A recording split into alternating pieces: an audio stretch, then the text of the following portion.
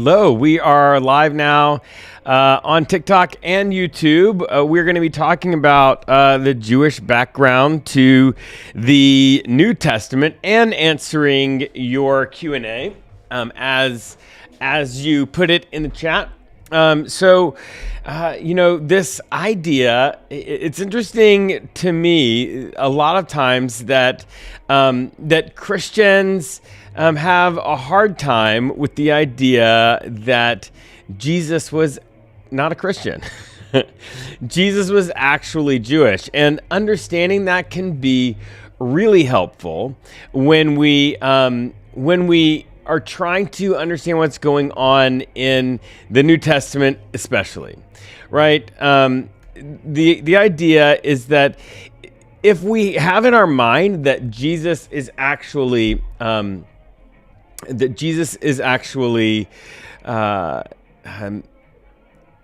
a Christian, then we miss out on understanding the depth of what's going on in the Scripture. So we're going to talk a little bit now about some of the Jewish background to the New Testament, and so it starts really from the very beginning of Jesus's life, and understanding this idea is really helpful because we have understanding from the very beginning. I'm going to show you a little bit of where it helps you, like, thinking, okay, Jesus is Jewish, and when I see things that may be Jewish, if I can get a little bit more context, it might reveal something to me about that part of the Bible. And that's really helpful because for a lot of people who grew up with the Bible as their sacred text, it's an important part of their spiritual journey and their forming of beliefs to find meaning in the Bible. And so this can really help you. So let's take a look at the very beginning of Jesus' life. So in the birth narratives, right, we have all of the stories that you are familiar with about him being born and placed in a manger, about the census, and all of that stuff. And then in Luke chapter 2, verse 22, we get something really, really interesting. And it's an interesting detail because of the way it connects to Judaism and the way Judaism was practiced at that time. So let's look at that. And when Jesus is presented in the temple, so this is Luke chapter 2, starting in verse 22. It says, "When the time came for their purification according to the law of Moses, they brought him," that's Jesus, "to Jerusalem to present him," again, Jesus, "to the Lord." And what it says here is, this is really important. "As was written in the law of the Lord, every firstborn male shall be designated holy to the Lord, and they shall be offered a sacrifice according to what is stated in the law of the Lord." Now, this is important. So if you remember, really, I would say that the most important, the most formative, the sort of most foundational story of the Jewish faith, definitely at that time, was the story of the Exodus. And to catch everybody up, if you didn't do the reading ahead of class, the story of the Exodus, the people of the Jewish people are enslaved and by an unjust country, and eventually God sends a deliverer, a redeemer, the man Moses, to redeem them from slavery, to get them freed. But on the way there's all these plagues, and the worst plague, the last plague, all the firstborn children and animals and all of that dies except for the Jewish people. And so, as a remembrance of that and the horrible cost of their freedom, they are to do a number of things, including every time they have a firstborn son, they have to, it's called redeeming the son, right? That the son is dedicated to the Lord, and you have to go and redeem the son, sort of buy the son back, make a sacrifice to God, so that to recognize this history of the firstborn, the plague of the firstborn, and all of that.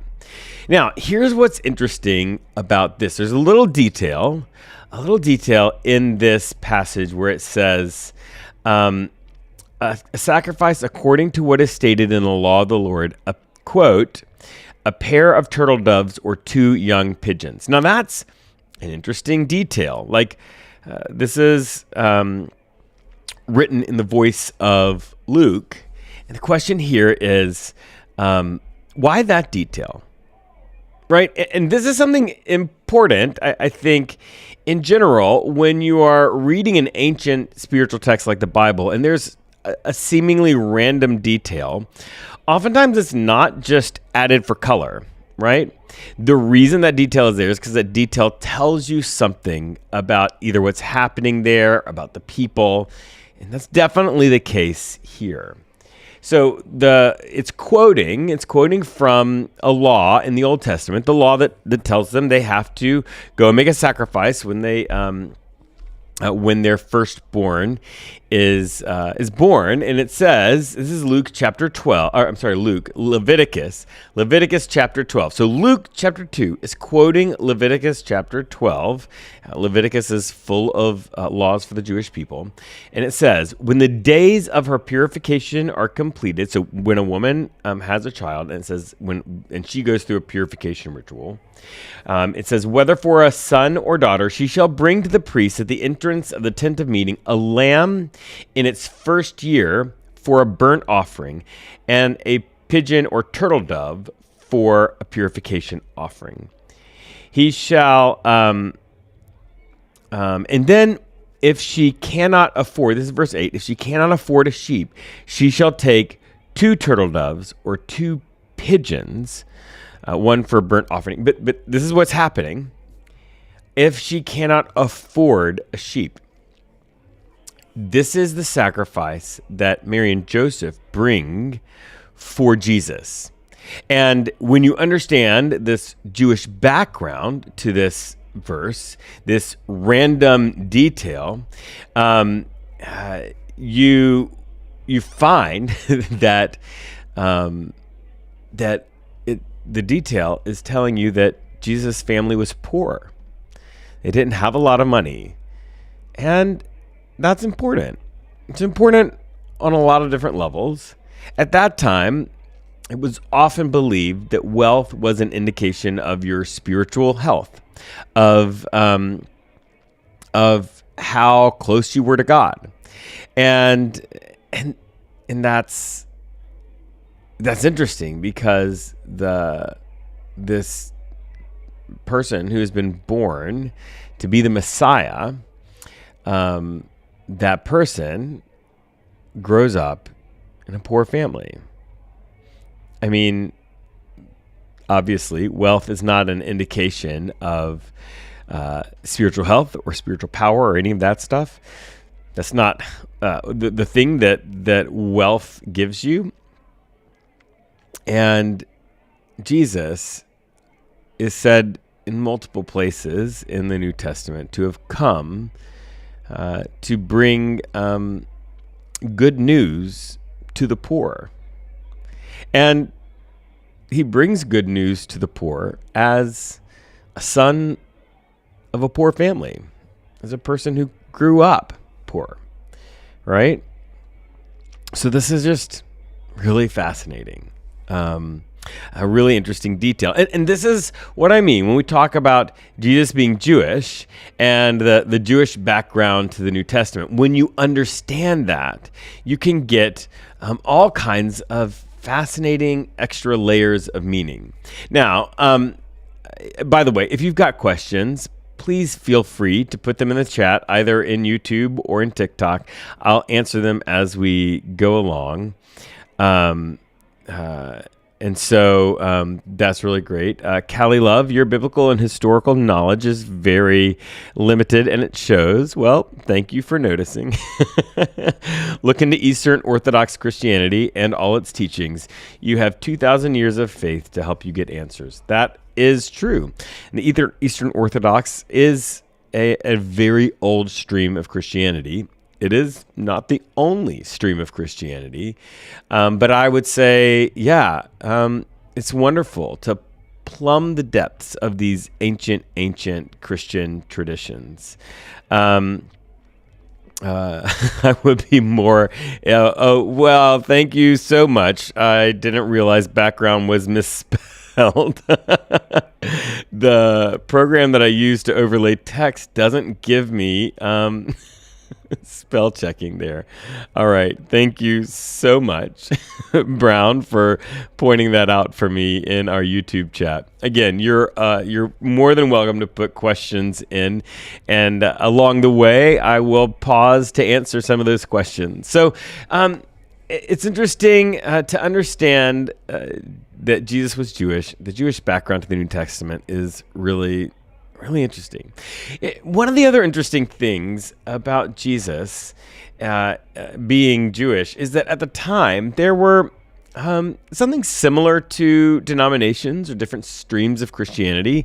Like Callie Love, you've got the Orthodox, the Eastern Orthodox stream of Christianity. There's Roman Catholicism. There's Lutheran and Methodism, which is the stream that I am part of. And it's one of the things that's really interesting. So in that time, there were Pharisees, there were Sadducees, there were Essenes, there were a number of different groups. The one that you actually see very often Jesus interacting with in the New Testament is a group called the Pharisees. And the Pharisees, he really pushes back hard on them, right? He at one point says that they are like whitewashed tombs. They look good on the outside, but they're full of dead men's bones. And the Pharisees are the ones that are often going after Jesus as well.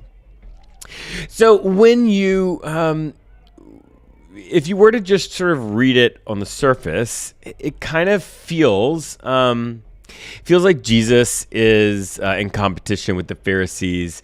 He doesn't agree with them. They're his sort of nemesis, if you want to put it in superhero terms. But what is really interesting is when you begin to look into that stream, that Jewish stream in the first century, the Pharisees, it turns out that when you look at Jesus' teachings, the majority of his teachings really align most closely with the stream of the Pharisees. So they believed in the existence of angels and demons, of this spiritual realm that existed beyond ours. Jesus makes reference to that. They believed in the permanence of the soul and that there would be a resurrection. Jesus very clearly has that same sort of messaging. They also believed in the coming of the Messiah, which Jesus references in a number of different ways. He uses the term the Son of Man a lot. That is a moniker for the Messiah that the Pharisees used.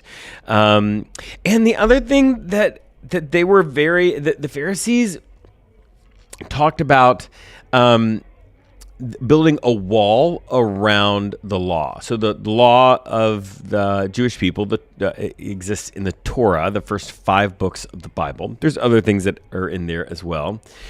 And what they said is if there's a law, a rule in there, you obviously don't want to break it. And so in order to make sure you don't break it or accidentally break it, you build a wall around it. And so you kind of take some steps back from the law and say, okay, like if this over here is me breaking the law, then I'm going to go a couple steps back and I'm going to make sure that I don't get here.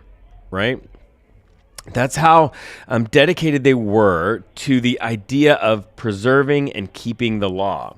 And when you read Jesus, though he is often trying to expand people's understanding of the law, he comes generally with the assumption that, yeah, you should obey the law as a Jewish person.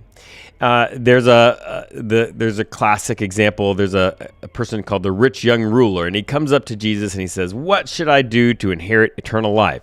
Again, eternal life, this idea of the permanence of the soul, something that Pharisees believed, but not all the Jewish groups at that time believed. And Jesus' response is a very Pharisaic response. He said, "Do all the things that the law and the prophets tell you to do." And then which is like an obvious answer. And then the rich young ruler says, "Oh, I've done all of that," which is not possible, but I've done all that. And then Jesus looks at him, sort of leans in and says, "All right, leave all your wealth, all your money, all the stuff, and come and follow me." And the rich young ruler walks away because it says he has a lot of money. Also, his first answer was a lie. But this is really interesting because when you understand this sort of Jewish background here, Jesus is pushing back against the Pharisee is not as an outsider, but as an insider. And the Pharisees really having a problem and really getting onto Jesus, trying to trap him and all that stuff makes a lot of sense because it is an insider who is trying to push them into a new way. And I can tell you, as a person who has been an insider in Christianity, trying to offer a new and a more open and accepting interpretation of things and encouraging people to have more open and accepting theologies, and encouraging people to not be so focused on guilt and shame. I get a lot of pushback. If you're in my comments, you know that. People call me a false prophet and tell me I'm going to hell before I wake up many, many times, every day. And so, but that's what Jesus is doing, right? Jesus is an insider. He's a Pharisee. I mean, he aligns most closely with the Pharisees, and he's trying to, from the inside, push for something new. Now, I told you this is Q&A, and if you have questions, to go ahead and put them in the chat. I have answered a couple of questions from YouTube. So let me see. In TikTok, right? And see, let's go into TikTok and see answer a couple of questions there. What do people mean Jesus didn't mean to start a new religion? This is Michelle Joe. Did he want to keep calling to Judaism? No. Okay, so obviously, there are some people that believe that. The majority of Christians do not. They would say that Jesus was offering sort of what's next, and it necessitated a new religion because Jesus was opening the door to everybody. And Judaism was very much, and if you read the Old Testament, it's clear, Judaism is very much just for people who are Jewish and who can. There's a way to convert to Judaism, but those laws are expanded. Many of them are.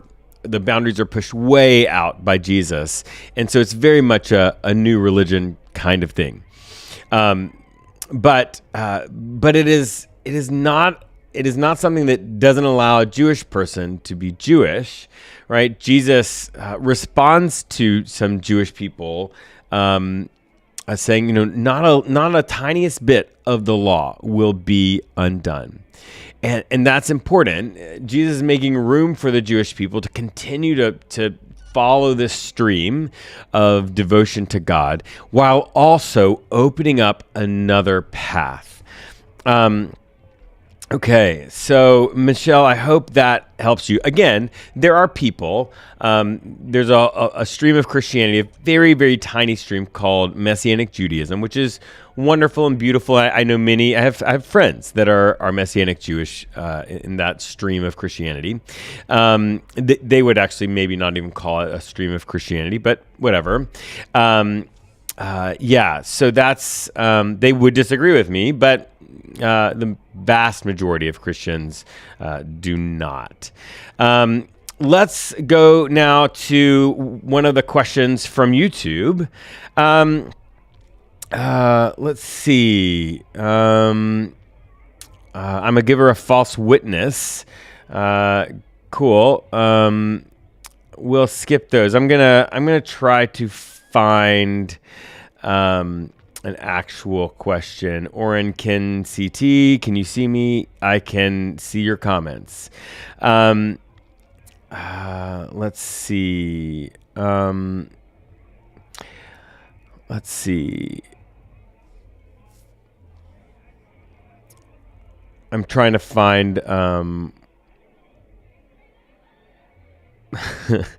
Somebody said, I really want to get George R.R. Martin to write a sequel to the Bible. I think it would give us a really good. I think that would be really, really funny. I would love to see that. Hello, I'm so happy I did convert to Christianity from Islam. Oh, well, welcome. I'm glad that you found something that has worked for you. As a Mexican rapper that believes in Jesus, love the Jews.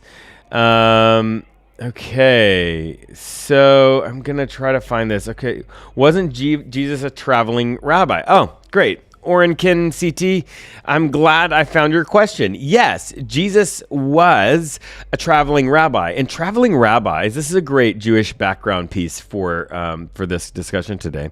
Traveling rabbis had a really interesting role. So this existed before Netflix, right? Before the internet, any kind of entertainment like that. And so in one part, traveling rabbis were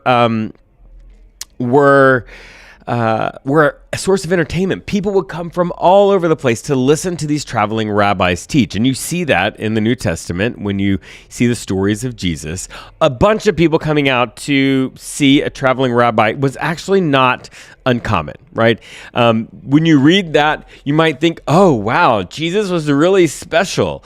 All these people came out to see him. And yes, I mean, Jesus was really special, don't get me wrong, but lots and lots of people will come out to any traveling rabbi because in one part it was entertainment. It was something interesting and unusual.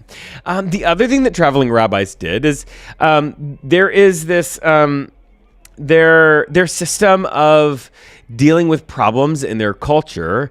They had basically theocracy, right? The idea that God ran things and that the church and religion was sort of in one part with the government. And so when you had something adjudicated, it was a religious professional that would be the judge. Traveling rabbis acted as that. And so it was also an opportunity for, if you had a legal problem that you needed somebody to sort of rule on, that would happen as well. And so you actually see multiple times in Jesus's in the stories about Jesus where people come up and say like, hey, my brother and I can't agree on the division of assets from our inheritance. Like literally this happens, and Jesus responds to them and tells them a story of a guy who tore down barns and built bigger ones. I just did a video on that. You can look at that. But yeah, so that was the other thing that they did. And the idea, so rabbis were kind of what every parent wanted their kid to be. It had this combination of sort of rock star, judge, priest, politician, right? All of these really important roles are all wrapped up in these traveling rabbis. And that's part of the reason why when Jesus goes and invites disciples to come and follow him, to be it's called a Talmud, they just drop everything and go and be with him, because it's the sort of one of the highest status jobs available in the culture. The other thing about that is that people would apply to be considered to be a Talmud of a rabbi. Jesus, going and asking them, it is a whole other level of honor that he's bestowing on them by asking them and not just asking people to apply to him. So Jesus was a traveling Jewish rabbi. Very good. All right, so that was a YouTube question. Let's go back over to TikTok and see what we've got over in the chat at TikTok. Was Jesus against organized religion? I would say no, question mark. The reason I have the question mark is because a lot of the things that happen when you have an organized religion are the same things that Jesus is saying, like, please stop this. Right? Organized religion will often produce an in-group and an out-group, for example.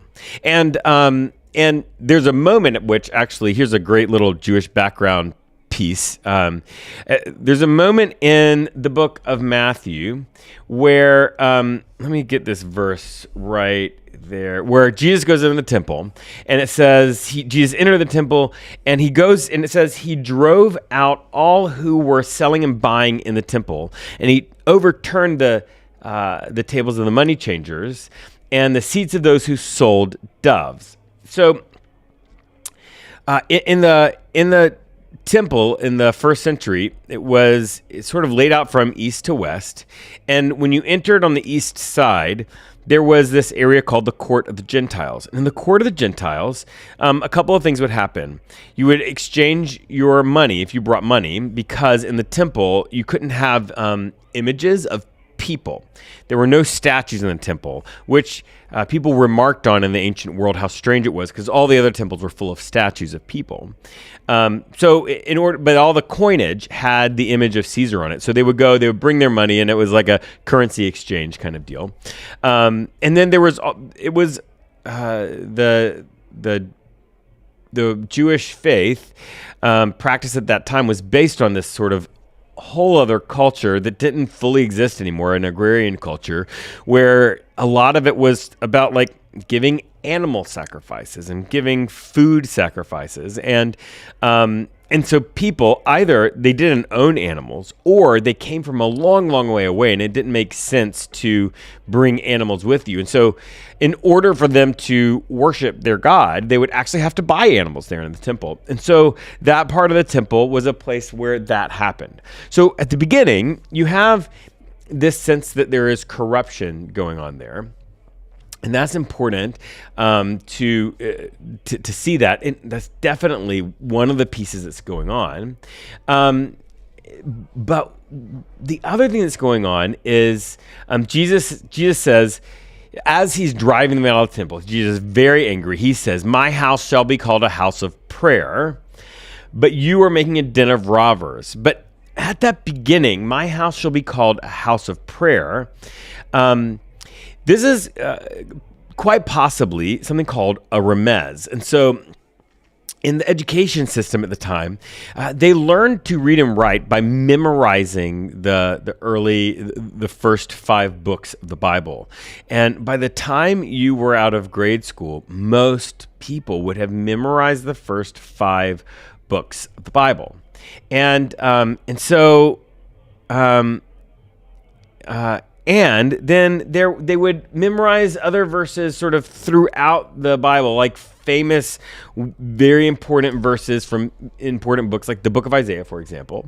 And so because people had memorized so much of the Bible, or the Old Testament, rabbis would often do a thing where they would say the beginning of a verse, but imply the whole verse.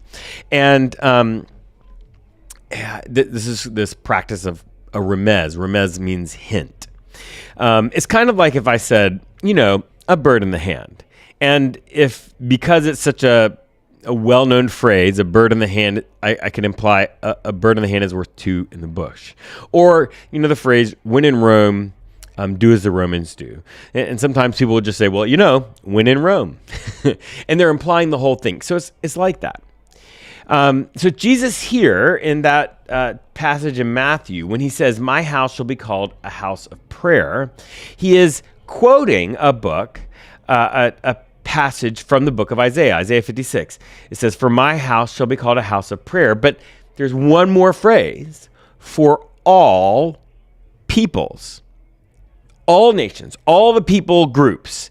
So now Jesus is standing in this court in the temple that is a house that is the court of Gentiles. People who are not Jewish cannot go past that. There's actually a little wall there called the Sorek, and archaeologists actually uncovered a plaque from that wall that has written on it, if the Gentile that passes this wall will be responsible for his resulting death. Like, we will kill you if you go further into the temple. If you try to get closer to God, we're going to kill you. So there is this like in-out corruption that it feels to me, at least, like Jesus is really pushing back on here by quoting, "My house shall be called a house of prayer for all people." And sort of, if this is a remez, it's implying the whole verse there. So what I'm saying, your question is, was Jesus against institutionalized religion?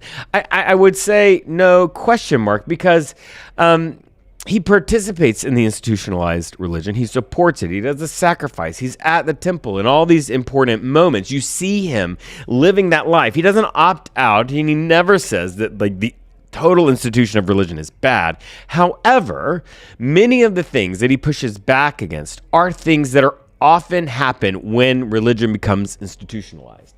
So this in-out group kind of thing. Who's a member, who's not? Who's part of our stream of Christianity, who's not? Are you a Baptist? Great, you can come in. If you're not a Baptist, we're going to have to go through a membership class with you, right? That kind of thing. So I would say no, question mark. So that was a great, Samantha, thank you for asking that question. All right, we did one from TikTok. Let's go to YouTube and see what we've got. Another question. Kai, I don't know what you scrolled into. I like that you have that Jesus was Jewish. Thank you so much. What else would he be? This is a great question because I say that, and I will tell you what the pushback I get is that no, Jesus wasn't Jewish. Jesus was Christian, but he can't be Christian because Christianity didn't exist. Jesus was born to a Jewish family, a poor Jewish family, like we talked about in the beginning, and grew up in this poor Jewish family. He was very much a Jewish person. All right, let's see what we've got. Oh man, I'm telling you, there is all kinds of hate going on in YouTube. We're just gonna see if we can ban a couple of you guys. I do not. I'm not going to allow you to be racist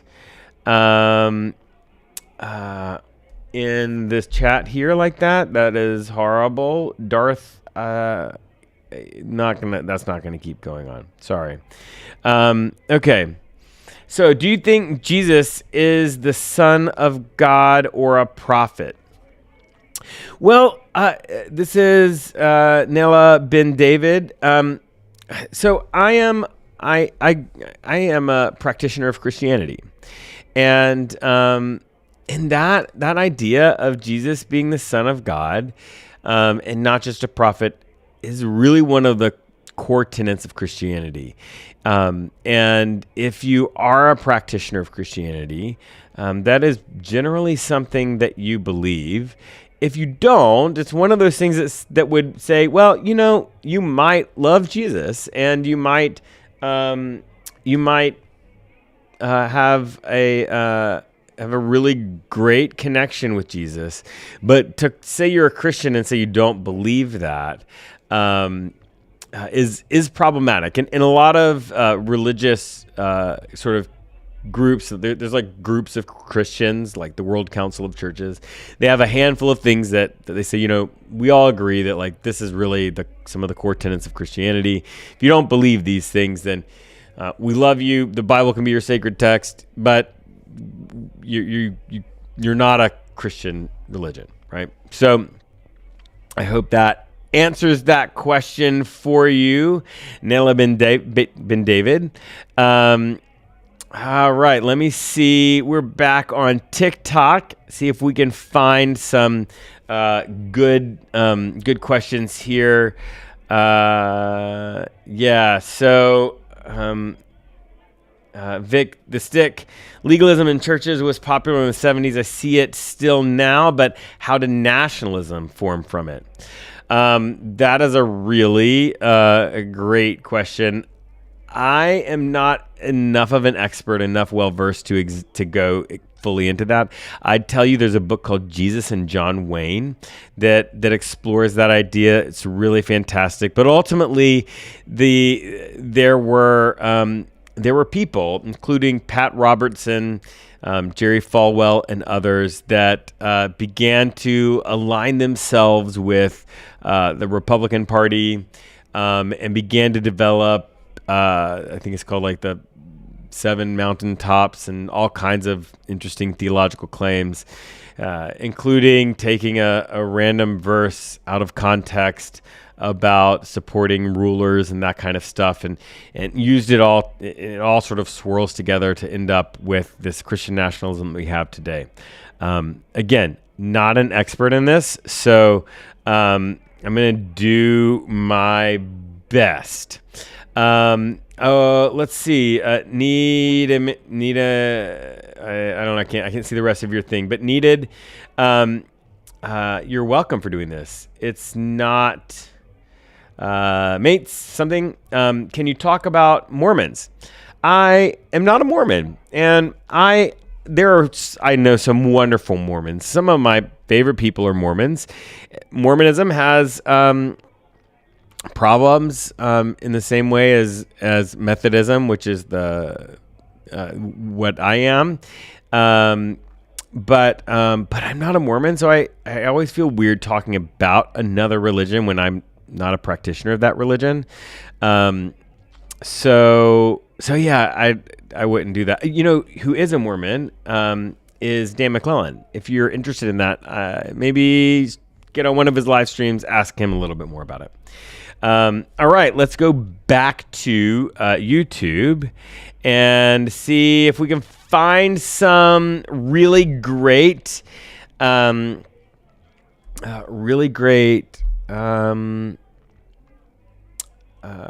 there. Jesus was a resistant of his own kind. Yeah, I would agree. Jesus is definitely part of the resistance. The oldest churches in Palestine. Duke Nukem, I'm not sure about that. And I don't mean I disagree with you. I'm just not sure. I haven't looked that up. It wouldn't be surprising if it was in Palestine, for sure. The dating of some of those becomes a little problematic because of the way the archaeological record was messed up sometimes when Constantine's wife, who sort of had a bunch of churches built over sites for other sacred sites, anyway. Let's see. Looking for a question here in YouTube. I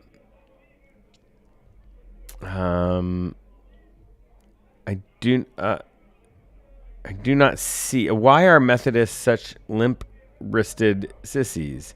You know what? That kind of homophobia is not welcome in my live stream, so we're just going to hide you. Okay. I don't see another question on YouTube. Oh, wait, here we go. Sorry. Escher's hand. How are you able to be both a skeptic and a pastor? And sorry if that question was asked already. It wasn't, but I am really thankful that you asked that. So let's get into that just a little bit. I get asked that question a lot. First off, being a skeptic doesn't preclude you from faith. Having doubts and questions about your faith. I definitely have doubts and questions about my faith. I'm never 100% sure God exists. But however, this is actually in the Bible, right? If you go to John chapter 20, there's the story of Thomas, and so Thomas is Jesus dies in the story of Jesus. Jesus is crucified, dies, rises from the dead, and then appears to the disciples behind a locked door. Thomas isn't with them. And then they're really excited. They go to Thomas and they say, "Oh my gosh, Thomas, Jesus appeared to us." And Thomas is like, "Nah, I'm not going to believe you until I actually get some data." But then the story starts over, it seems, and it says they were there. It says exactly the same words, right? They were there in a locked room. But it says, but Thomas was with them. Jesus shows up and does the same thing, except that he gives Thomas the data that Thomas has asked for. And I love that because doubts don't preclude Thomas from having faith. Doubts don't preclude him even from being part of this faith community. And he gets data. There's nothing, this is so beautiful and it's so loving and accepting. So I would say I find a lot of identity in Thomas.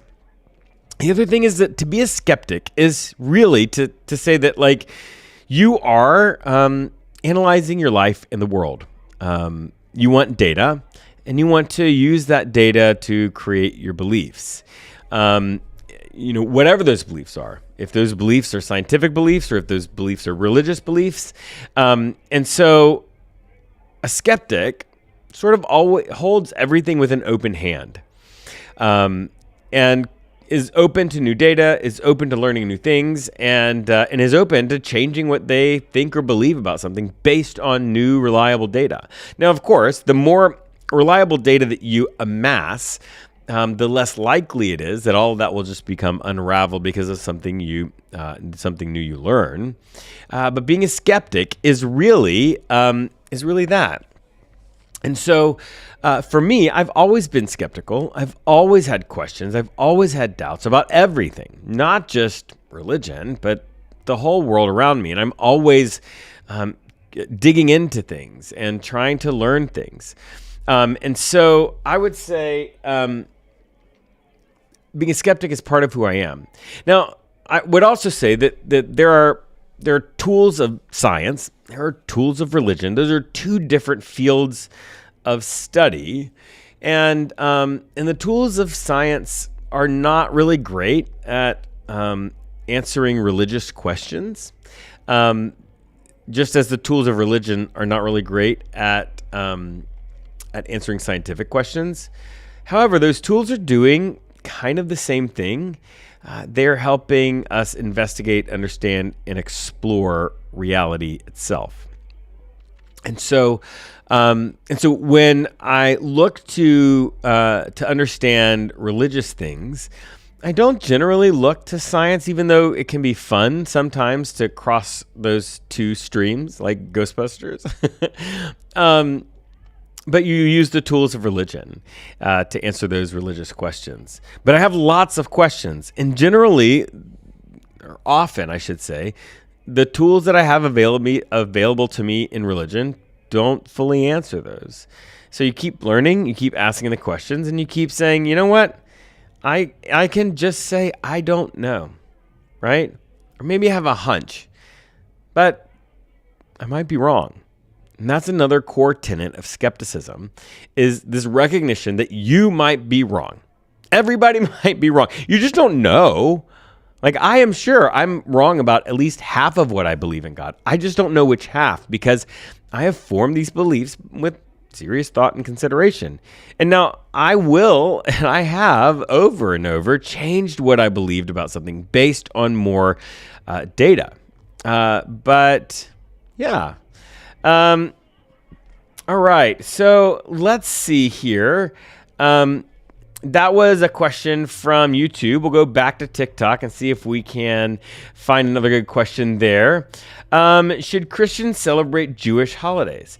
Amy Rogers, this is an interesting question because there's part of that is a question of appropriation and cultural appropriation. And it's important to not try to not appropriate other cultures and other religious traditions. And yet, that is part of the Christian sacred texts. And so it's important to say, okay, some of those traditions can really help you understand and explore and connect with the stories in the Old Testament. I find that for me, the best way to do that, if you're wanting to experience and explore a Jewish tradition, let's make friends with a Jewish person and ask them if you can come and be part of their celebration, right? I have over the years known several rabbis, and all of them are so happy and open and welcome to you coming and going to synagogue, right? Coming and being part of their traditions. So there's absolutely nothing wrong with it. I would just say that, like, let's not Jesusify those traditions, because that can sometimes take you into a place of cultural appropriation, which is not really great. But Amy, thank you so much for asking that. And that, again, we were talking about being a skeptic. That's something that has evolved for me as my understanding has increased over the years. All right, let's see if there's a YouTube question. I would love to answer that. Twasif Zachrider, was Jesus a Muslim? No, he was not. Islam didn't even exist. Esther's hand. Great way to go. I was just about to say that until the 7th century. Okay, so those are all the questions I see on YouTube right now. We'll get back over there. But no worries. We will go back to TikTok and start answering some of the questions that we find there. Okay. Let's see. Jesus was Boom Chick. Is it true that Jesus was part of the Essenes? No. Jesus his theology most closely aligned with the Pharisees, actually. So, all right. That was one from TikTok. I'll check YouTube to see if we've got any more questions there. No, just some chatting going on there. All right. Let's see. Was Jesus a liberal? I love this question because it really cuts to a deeper thing that's going on, and that is that liberal and conservative are monikers of modern day thinking in political concepts, especially I live in America. I actually live in the DC area, like right over there is where where it's all happening. And liberal or conservative, was Jesus a liberal? It sort of is implying that was he part of the liberal group right now? And so it's a dangerous thing when people begin to say that Jesus was, let's just put it in fully political terms, that Jesus was a Republican, or Jesus was a Democrat. Jesus was not. Those things didn't exist then. And that's really important because a couple of reasons. Number one, what is often happening there is people are using Jesus to support their political realities, and Jesus didn't and doesn't, and and so it's really dangerous to sort of like use Jesus as a prop to prop up your own ideology, and then and that's sort of a bigger problem because it's also assuming that Jesus can be summed up in one group, which he also can't. He couldn't even at his time. Just a second ago, somebody asked if he was an Essene, and his teaching are most closely aligned with the Pharisees, but not fully, because he wasn't fully a Pharisee either. Yeah, I love that question. All right, that was a TikTok question. I'll go over to YouTube and see if we've got another question. Escher's hand, you are not invisible. Okay, somebody's quoting a lot of Bible verses here. Yeah,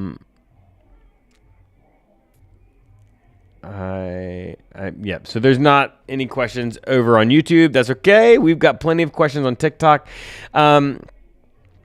Let's see. Hang on. It says, you two come out of the, just Ducky.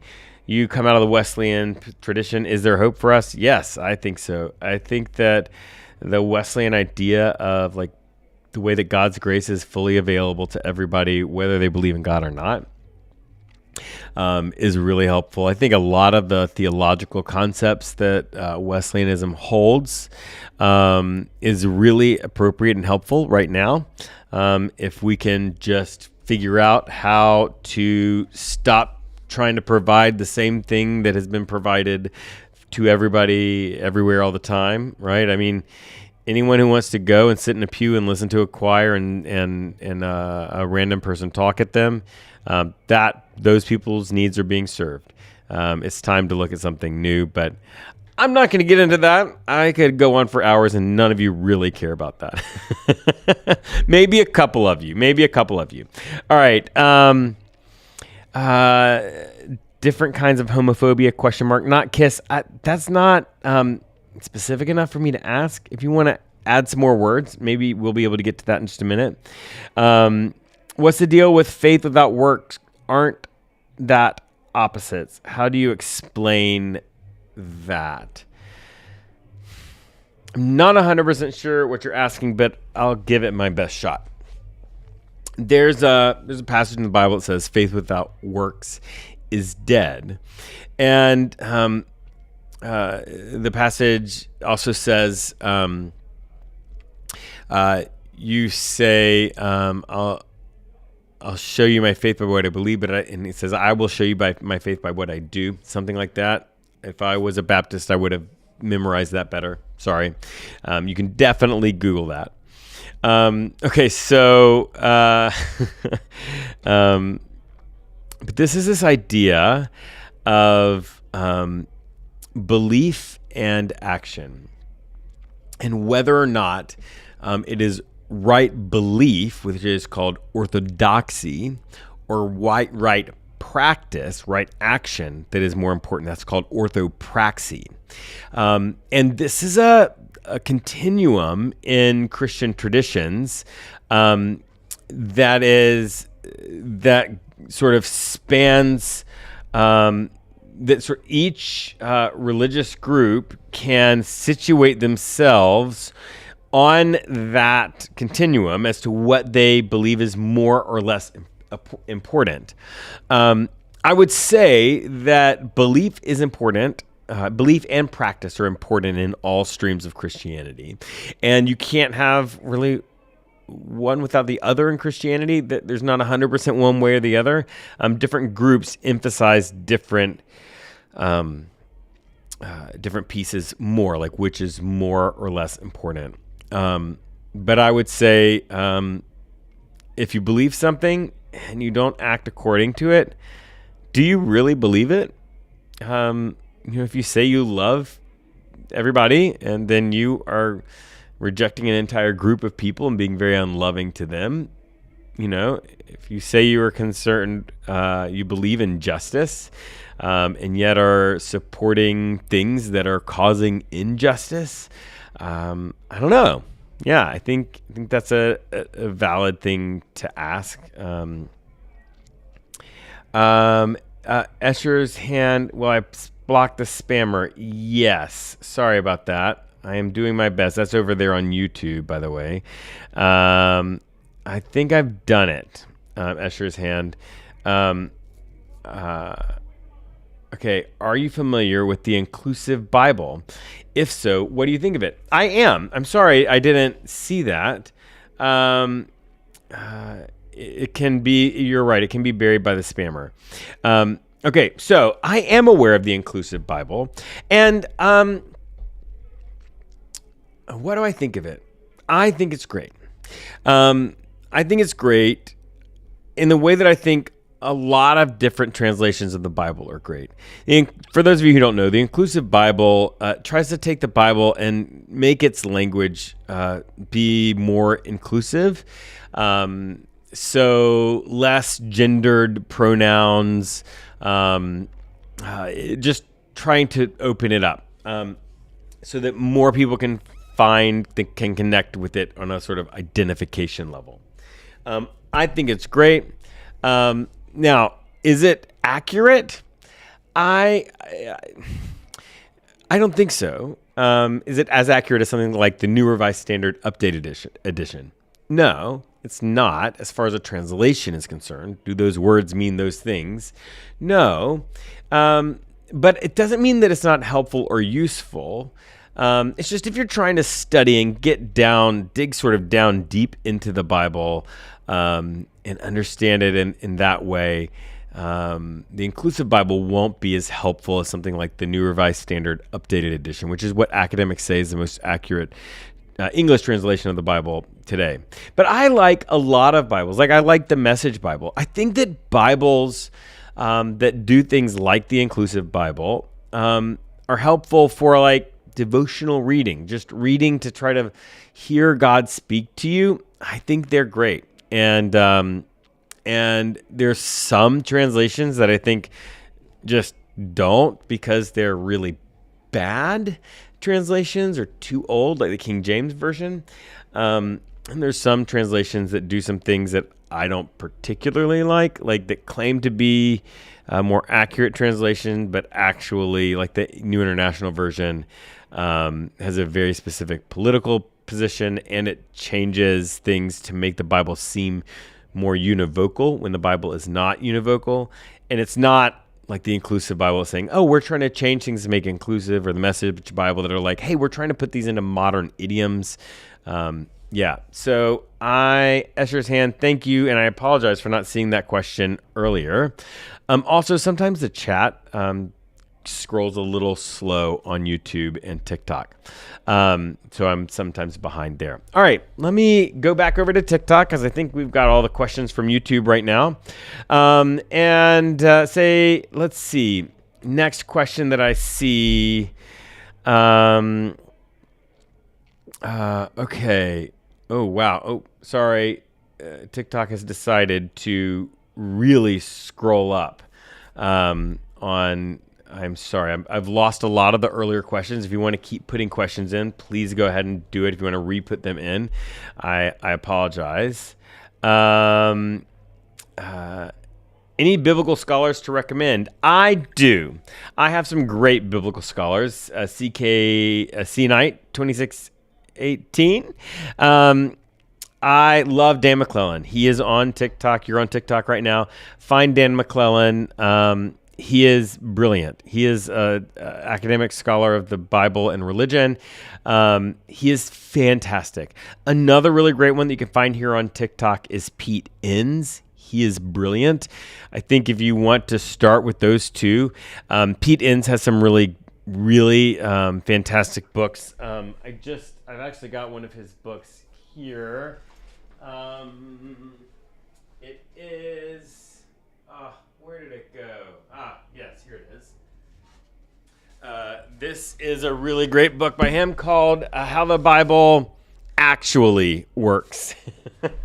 It's a great book by Pete Enns. You can find him on TikTok. I love him. Okay, I hope that helps. CK Knight. I'm just going to check YouTube, see if if I see any more questions there. Doing...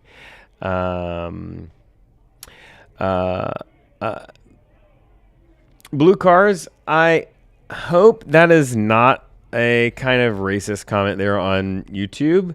If you want to give more words to that question, I'd love to try to answer it. If it turns out that it's racist, I'm just going to block you. So Escher's hand, I admire Dan McClellan, but when he posts about Catholic doctrine and history, he gets much of it wrong. Yeah, nobody's perfect. And he is a scholar of the Bible. He's a biblical scholar. And so, yeah, everybody gets things wrong sometimes. He's really great, though, when he's talking about the Bible. Have another. Why are there a lot of types of Christians? Like Iglesia, I don't know that one. Catholics and okay, I see. Why are there a lot of different types of Christians? Oh, this is great. I love this question. And you have a Hebrew name that you know what? I'm not going to get distracted trying to pronounce your name.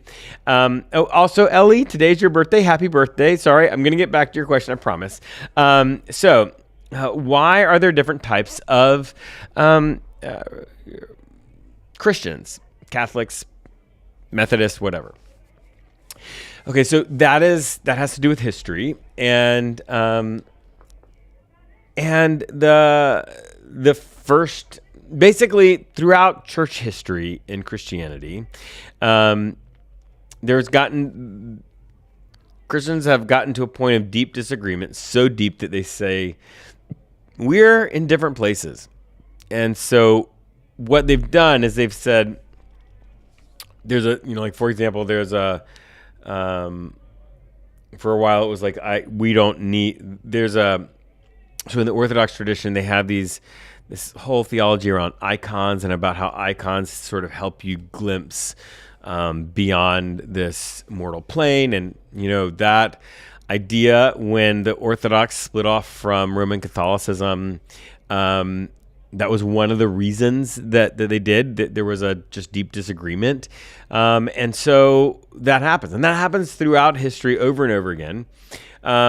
My stream of Christianity is Methodism, United Methodism. And it started with a guy named John Wesley. And Wesley was breaking out of Anglicanism for a number of different reasons. And one of them was that they didn't believe that you could preach anywhere but in a church. And he preached in the fields. Just a number of different things. And eventually, and he didn't want to start a new denomination, but right after he died, that happened. Yeah. So, I hope that answers your question. All right. So that was, I look like a cross between Jeff Goldblum and Kirk Cameron. Thanks. Not the Kirk Cameron side as much, maybe not because of the way he looks, but his theology. I don't know. I love Jeff Goldblum. All right, let's go back over to TikTok for a second and see what we've got there. Okay. Whoa. Okay. Do you believe in the Trinity, or do you believe in a Unitarian view of Jesus and God's relationship? Trinity is the Orthodox. Is what one of the ideas of sort of core tenets of Christianity. I am a practitioner of Christianity, so that's a thing that is it's an important identifier, an important marker. Could I be wrong? Could Christianity be wrong about that? Yeah, Trinity actually wasn't a concept during the first century when Jesus was around. It really doesn't get fully fleshed out until the 3rd century. So this idea comes along later. Doesn't mean that it's not true, but it's not original to the text. And so any amount of Trinity that is with Bible references is being read back into the text. It's not originally there. So, okay, what way does the NLV. I don't know NLV. I'm sorry. I'm not familiar enough with that version to be able to answer that question. All right. Let's see. Okay.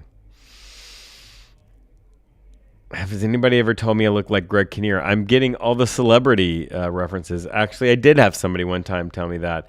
There was a moment when I had a very different haircut and brown glasses that I would get told I looked like Austin Powers, which was I did not consider a compliment. Yeah. Do you have any idea how many American Christians are socially liberal / progressive? Swing to it. I don't have that stat off the top of my head, but if you want to know that, the Pew Research Center asks that questions and does nationally representative studies. You can find the answer, and you might want to type that question into YouTube and then say Pew Research, PEW Research, and that should get you a good answer there. Kevin James Thornton, man, wow. Okay. All right, back over to YouTube. Jesus Christ lived during the Old Testament. No, Donald Hall, Jesus didn't live during the Old Testament. The Old Testament writings really, for a lot of Christians, end about 400 years before Jesus, something called the intertestamental period. So he didn't really live while that was being written. But I think I get what you're saying. Like, if the New Testament starts with Jesus, yeah, I think I get what you're saying.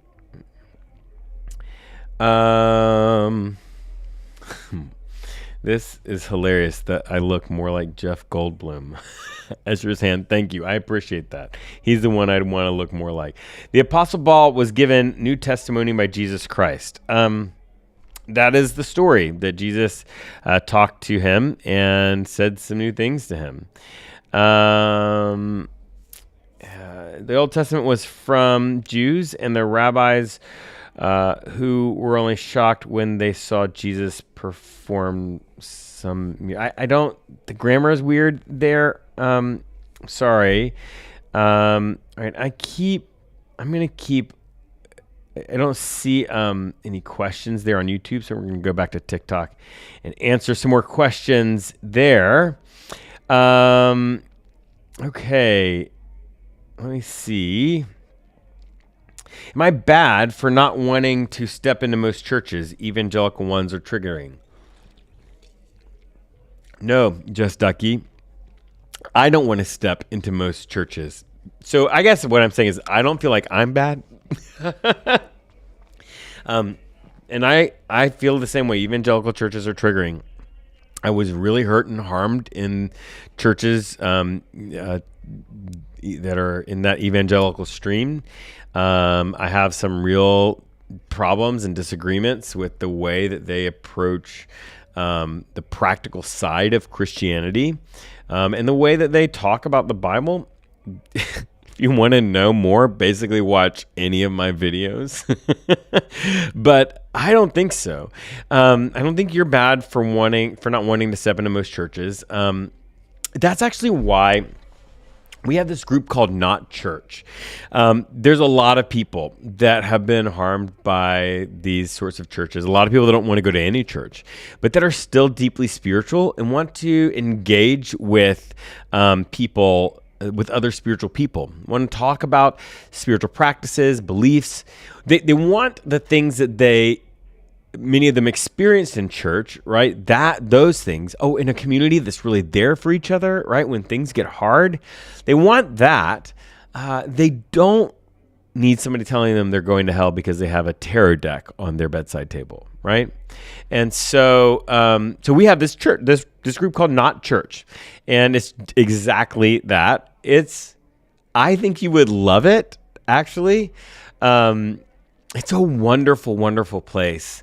And the way you get to be part of it is you go to patreon.com/skepticpastor, patreon.com/skepticpastor.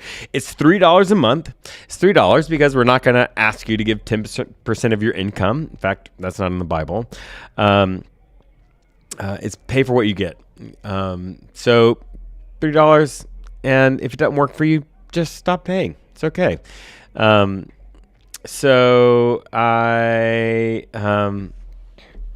Okay, let's see what we've got here. I'm going to go back to YouTube. One more question from YouTube, one more question from TikTok. Let's see what we've got. Okay, we are going to be blocking a couple of people here. Okay, I kind of look like Harry Styles. Man, these comparisons are getting better and better. Okay. I'm not seeing here's one. If Jesus is God, then who is his father? Okay, so this is the doctrine of the Trinity. And in Christianity, in Orthodox Christianity, the Trinity is a mystery. It's the idea that God, the Creator, Jesus, and the Holy Spirit are three unique beings, completely unique, and yet they are the same being, of the same substance. And that's not something that we've ever experienced as humans, and so it's very difficult to comprehend experientially. And so there is Jesus is God, Jesus is the Creator, and Jesus is also the Creator's Son, which seems weird and hard to understand, but that's the doctrine of the Trinity in a nutshell. And any way that people sort of talk about it and say like it's like states of matter or an egg, I've heard all kinds of different. They all sort of cheapen it into making it too unique or too the same. It's better just to live in the mystery for a second. Okay, so that was the last one from YouTube. Last question from YouTube. Let's see. Have I read any Richard Rohr? Yes, I love the Universal Christ, but that I'm not going to count that as a question. The last question from TikTok. Let's see. Love your videos. Yes. If you want to go to Not Church, you go to patreon.com/skepticpastor. Patreon.com/skepticpastor.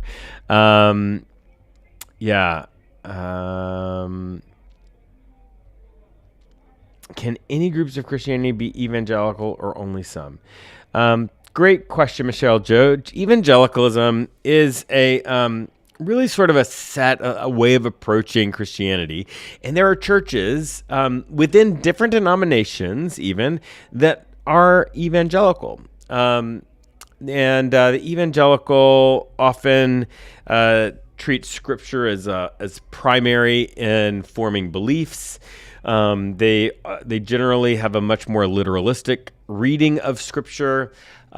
Your personal salvation is of the utmost importance in evangelicalism. That's the biggest, most important thing to save you, because they believe in a literal hell and heaven. And so, they would say if you don't personally accept Jesus as your personal Lord and Savior, you will go to hell. That is an evangelical belief. There's a number of things like that. And so from church to church sometimes, a church can be, in one stream of Christianity, can be progressive, and another church can be evangelical. There are streams that are more evangelical. Southern Baptist Church. There's a number, but yeah. So I would say any groups of Christianity, I'm not exactly sure what you mean, but church to church, yes. All right. Hey, this has been so much fun, and I try to do this on most Sundays, and will be not doing it on next Sunday, but I'm going to be doing it on, I believe, Wednesday night this week. So I hope to see you on Wednesday night. Thank you for the rose. Thank you for all of the diamonds, all of the things. If you want more of my content on YouTube or TikTok or Instagram, Skeptic Pastor. If you'd like to be part of Not Church, the Not Church community, you can go to patreon.com/skepticpastor. That's patreon.com/skepticpastor. And I'd love to have you listen to the Unbelief podcast. I have a great podcast this week coming up. I'm interviewing a woman who was taken at 10 years old to a religious